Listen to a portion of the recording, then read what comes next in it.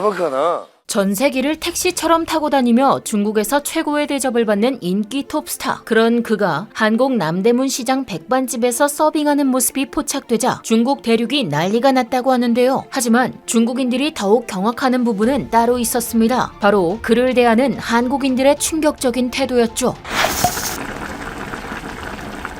중국의 인기 예능 프로그램 아문전투파, 한국 예능 런닝맨과 무한도전을 합쳐놓은 듯한 방송 프로그램으로 중국의 톱배우 왕카이, 우리나라 아이돌 출신 잭슨 등 중국의 네로라 하는 연예인들이 대거 출연하며 중국 시청자들에게 뜨거운 사랑을 받고 있다는데요. 해당 예능 방송 촬영차 한국을 방문하게 된 6명의 출연진들은 남대문 시장에서 둘둘씩 찢어져 1일 아르바이트 체험을 하라는 미션을 받았다고 합니다. 처음에는 이러한 방송 컨셉을 듣고 황당해했다는 출연진 자기들 같은 톱스타가 길거리를 그냥 다니면 알아보는 사람들이 너무 몰려서 촬영이 불가능하지 않겠냐고 걱정했다고 합니다. 중국에서는 이들의 인기가 워낙 하늘을 찌르기 때문에 꽁꽁 싸매면서 숨어 다니거나 밀려드는 인파에 대비해 경호원을 대동해야만 움직일 수 있었기 때문이죠. 하지만 막상 촬영에 들어가니 그런 걱정을 할 필요가 전혀 없었다고 하는데요.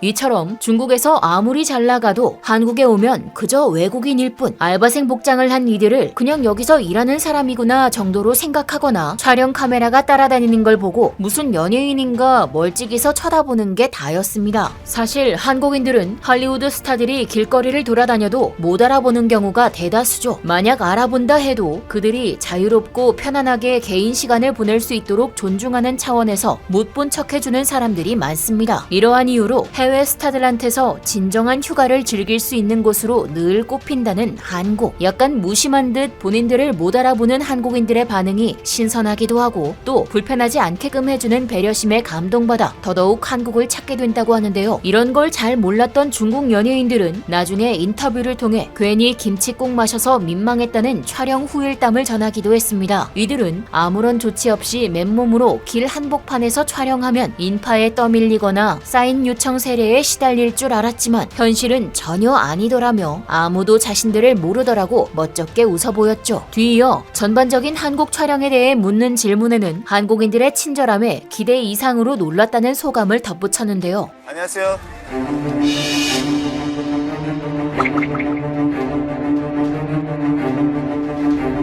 시동 지하는 이 안으로 들어가야지. 다운. 오케이, 땡큐.